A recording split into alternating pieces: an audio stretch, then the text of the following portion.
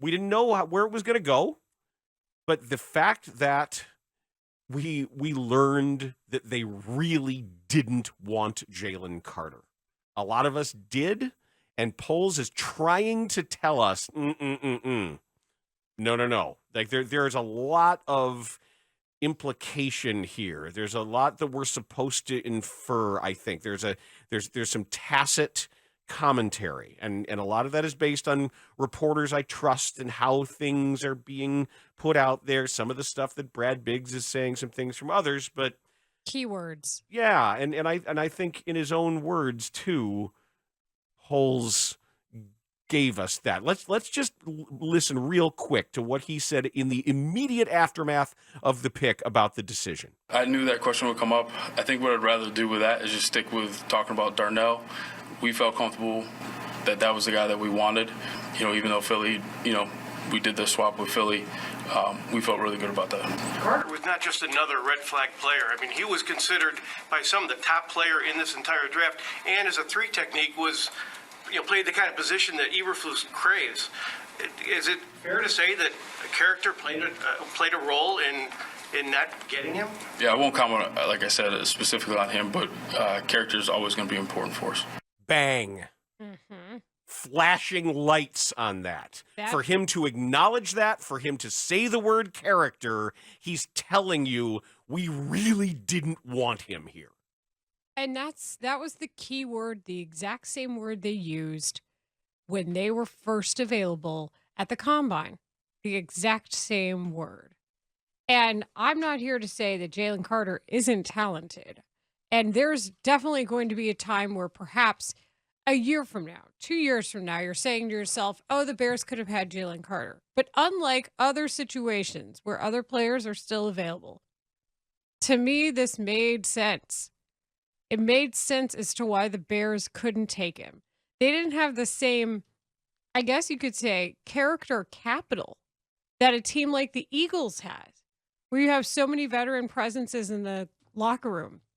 And frankly, Carter actually told NBC 10 in Philadelphia that he was really confident that if he were available and the Eagles could trade for him or get him in the draft, that was going to happen.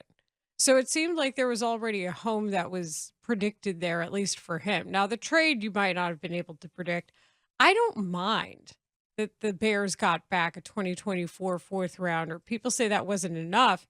And I say it was when you knew that the Bears didn't want Jalen Carter. You weren't going to get a lot there to move up one spot, but at least something was able to occur. And frankly, knowing who they wanted, you couldn't gamble with trying to make that deal happen and then losing something on the back end. Like, you still wanted to stay high. So you had to work with a team that still had a high draft pick.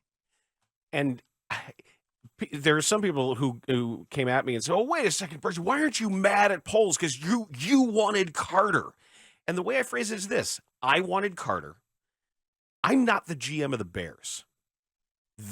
It's clear that they've got more information to make that decision than I do. And I just think that the way they dropped some of these breadcrumbs is enough to without telling you, without impugning Jalen Carter specifically, without saying, yeah, there's no way. It sounds like he had a bad visit. That's what it sounds, because when Biggs puts that in there, when he says one NFL executive says that we had a bad meeting with him, that's meaningful. That's only in there if it is to give you some reasoning behind what the Bears did. And I get it. Right. And I think also we asked the question on Wednesday about Bijan Robinson and the concept of what kind of impact he would make on what kind of team. And to me, Carter stands to make a bigger impact, and they could maximize his potential better than a Bears team that might not have the resources to help with this. And frankly, that's a problem. Like, let's not get that twisted in this. Like, you want the Bears to be able to withstand a risk like that. That is the goal, to be good enough to have that risk be smaller than for other teams.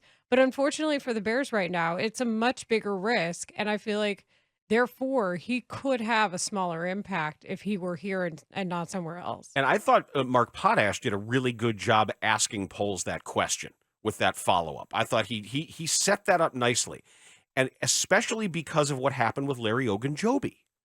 Like, the first move this regime made was to overspend on a 3 technique.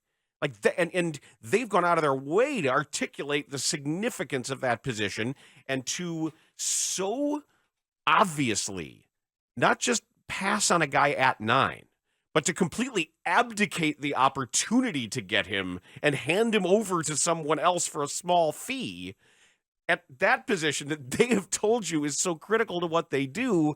I think it's pretty clear.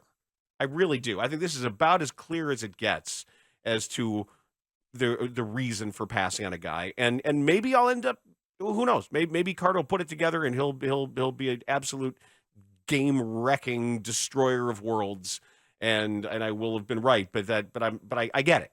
I completely understand the position that somebody can be in.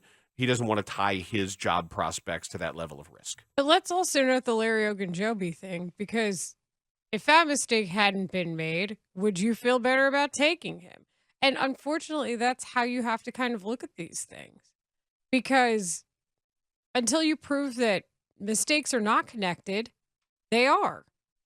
Until you can prove that that was a one-off, we have to look at it in a bigger space from time to time. But there is a benefit of the doubt that's being given here. Oh, a big one. There's still trust in Poles, I think. And there's been some hits and some misses, and we can look at whether or not their continued investment and trust in Braxton Jones is correct, because that's the other aspect to that this guy's probably a right tackle. And I think Jones should be pleased and proud of a rookie season in which he didn't miss a snap. That is not a small thing in the NFL. But if he projects to max out at Charles Leno, is that good enough?